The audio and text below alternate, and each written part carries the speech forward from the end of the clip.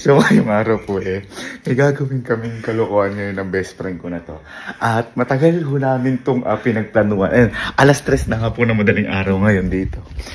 Nung kahapon po kasi, meron pong nangyari ditong kababalaghan. Yung pamilya, isa po sa pamilya po namin dito, yung kasama po namin sa bahay, si Kuya Cesar, meron pong nakitang katabi si Kelsey, na babae daw, pero nung paglapit niya nawala, which is, totoo po. Tapos tinignan po namin sa CCTV namin is, wala namang babae. So lahat po talaga kami dito, parang kinilabutan, ganun. Ito pa nga po, ito po yung yung mga reaksyon namin nung pinakwento kay Kuya Cesar, saka pinanood ko sa CCTV. Ito yan. Tignan nyo kung may nakikita kayo Kelsey. Ayan na, si Kuya Cesar yan.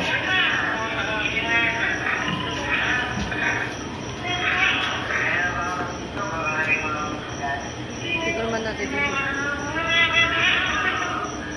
Sa madaling salita, papunta si Kuya Cesar na gano'n. Dito nag-ground sila. Kuya Cesar, pabida nga po. Yung kakain ka sir kanina dito. Galing man kami nag-ground doon kanina. Kasama po si Sir Kelsey, nakaupo na babae po ma'am dito. Ngayon po, nung pagtapat po namin dito. Nung nakita mo may kasama?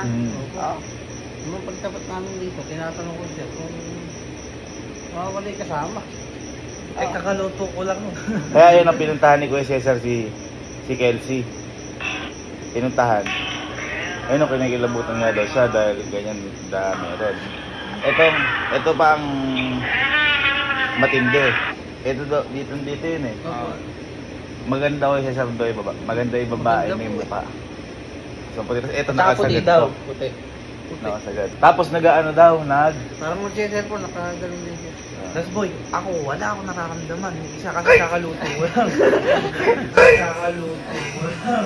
Kakaluto ko lang talaga. Totoo boy. No joke kanina. Ginawa ko. Tinignan ko na agad CCTV. Kasi kung wala yan, nakakatakot yan. Pero mas nakakatakot yan kung meron. Paano pa ako katabi ko? Kaya pala kasi hindi gumagalaw habang kumakain. Hindi, naghahanap kasi akong papanoorin. Ngayon, pumunta si Kuya Cesar. Sir, nasin yung kasama mo? May kagalas na. Sir, wala akong kasama. Wala akong kasama dito. Yan. Kahit ako pinikilabutan ako. Ngayon, ang nangyari, nakaisip kami ni Louie, what if kaya ako boy, takutin natin na mukha talagang may babae. Kaya ako kanina, nagpatulong ako sa best friend ko na magpabili na sa ukay-ukay ng yung pang white lady. At saka, yung wig. Na yung boy, syempre, baka nakalimutan nila. Kanina ulit, inano'y subconscious mind nila. Ay, hindi ko alam kung ano yung sabihin nun. Sinet up yung utak nila, sabi. Boy. Kaya nga, may nagtatay sa amin. Boy, nakakita na naman daw si Kuya Cesar. Boy, nakakita na naman daw si Kuya Cesar. Yan, hindi. Takot. Ngayon, ang gagawin po namin, may sinet up po kaming camera sa likod. Ito po yan. Takpak mo na lang yung basura. Yan. Okay na? Oo, okay na. Dito na yung pula. Ayun, paganyan. Yan. At pagkatapos nun, sinabi ko kanina tatayo si Louie, kapag nakapangdamit na po siyang white lady, doon siya tatayo at magpapatapon po ako ng basura sa mga kapatid ko. Ito, nakahanda na rin po yung basura. At gagawin na po namin yung pet. Pero siyempre, hindi natin magagawa yan kapag hindi ka naging white lady. Iniisip ko na ako po yung maging white lady, kaso halimbawa pag nag-utos halimbawa si Louie o si iba sa atin, baka makahalata. Kaya ngayon, ang magiging white lady muna, itong best friend ko, magpapatulong ako. Boy, transition na lang. Iikot mo na lang. Ikot lang ako. Ikot ka na lang. Sige.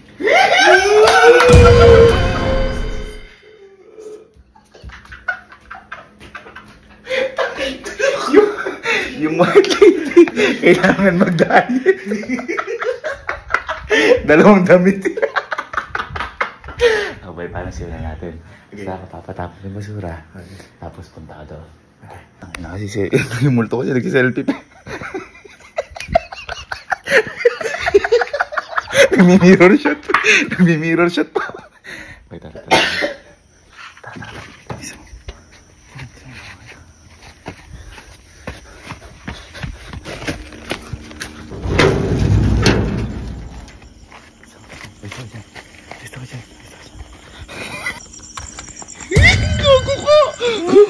Takot.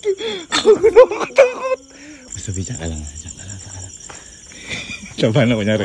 O, ito na si Kalo. Ayan, halimbawa si Alan kasi. Ang pagalabot eh. Tapos nakita. Kaganon ka. Kaganon ka. Yung parang papalad. Paano gagawin? Paano? Okay. Okay, game time. Hindi na si Luis. Kunyari, may hinahanap ko na sa isa. Tapos papatapong ko kay Alan to.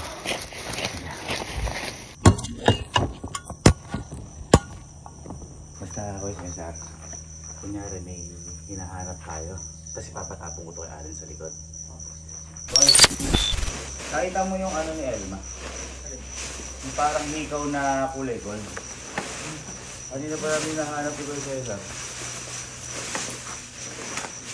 Yung parang hikaw na gold. Totoo. Kasi, Kuya Cesar, ito lang yung magamit ni Elma sa ano. Hindi kayo naglinis ni Angge. Baka sila Angge, naglinis sila ate. Hindi nga ako naglinis ng buong kwarto ko eh. Hindi, Kuya Cesar, isa na pinakababa pa. Boy, ito tapong mo ito sa ano. Tapong mo sa may pinakalikod. Huwag mo sa pinakaharap sa likod. Kasi anong tawag doon? May ibang ano yan. Ibang nasa kwarto. Yung sumasabog. Yung pinakalikod.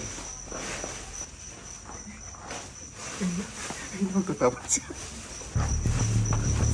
Sir. Isang duwarog dito. Ay, nalawit na siya.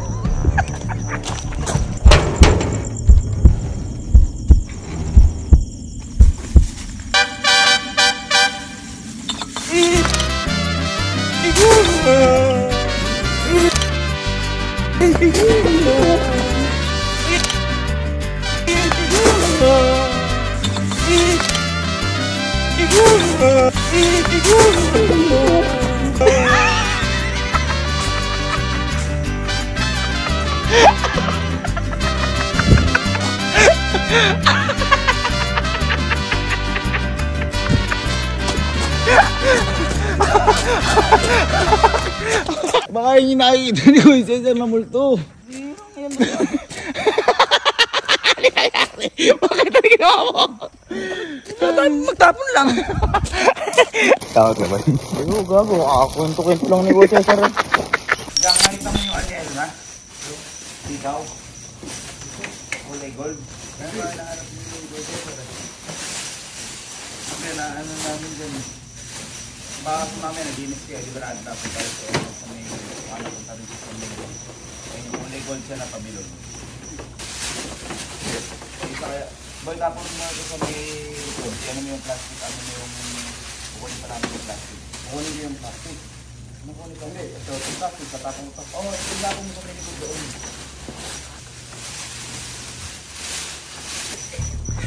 Takot siya.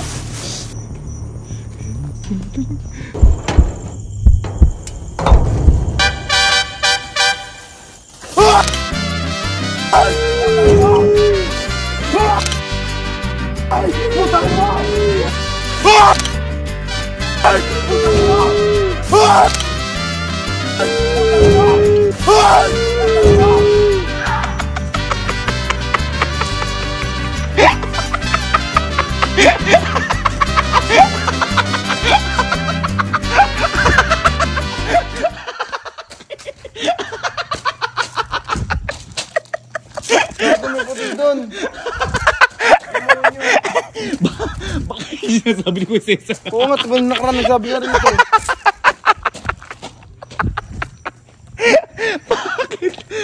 Bakit? Mamatay ako. Ang ina. Sino ba naman yung pinakayaw na ayaw ko? Bakit? Likod na yun. Ha? Ayaw ko pupunta rin eh. Di ko nakita yung ilaw ni Elma. Yung kulay gold. Ha? Alam ba nang linis dyan sa inyo na ano? O kaya baka nakapulot doon. Baka may nabigay sa inyo. Ito po namin na Kuya Cesar. Ito lang ang para ni Elma yung nakaraan. Kasi nakita namin. Ala ka nakita? Ha? Anong muna nga yun? Hindi, baka sa ano, sa mga kwarto nyo, sa may glass house. Di ba lagi naman doon? Pumakan mo na yun sa likod, ikunin mo yung plastic. Kung gagamitin ko namin. Pero kung nasa wala ka na ano. Kahit sila ate. Alam mo na gano'n doon. Pabilog Kelsey yung pabilog, wala?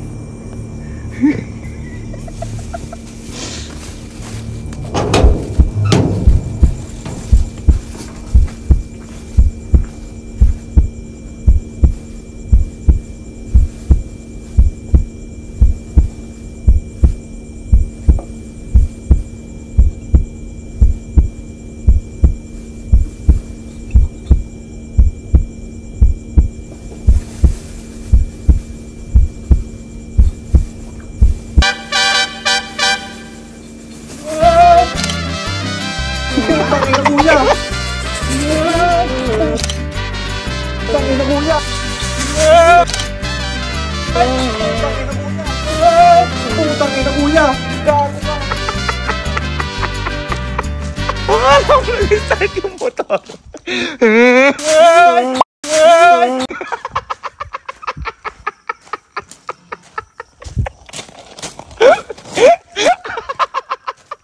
What? What? Okay. Ano?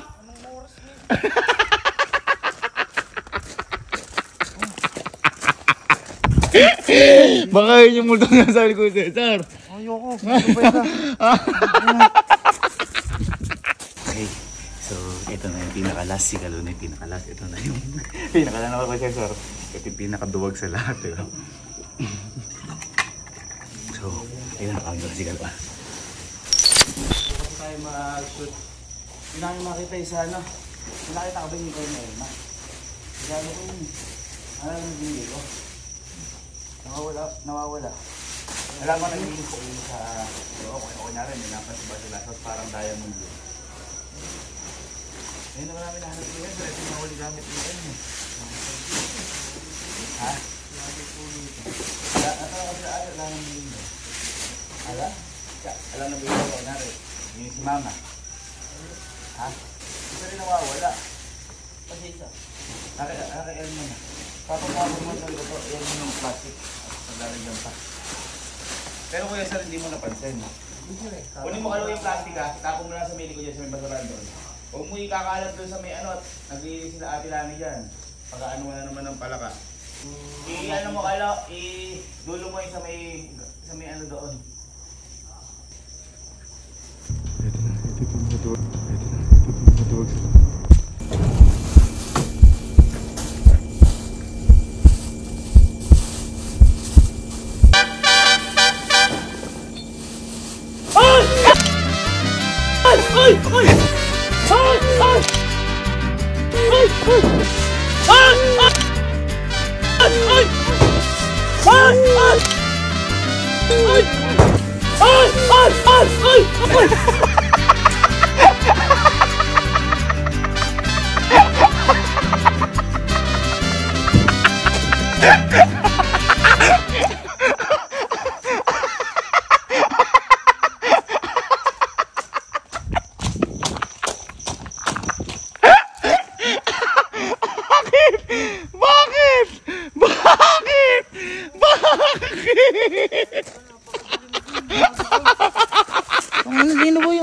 Baka yun yung ano, yung multo na sabi ni Quezes.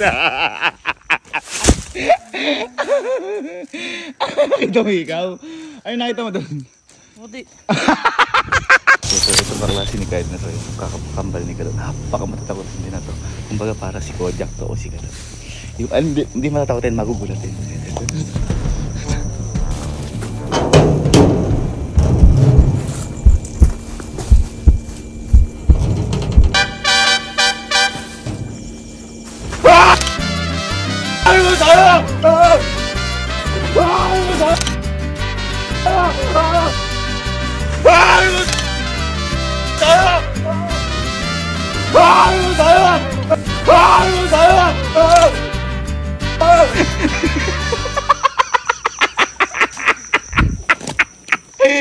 Pinrang-prank mo ako, Bok, ha? Pinrang-prank mo ako, ha? Ano? Ha? Ha?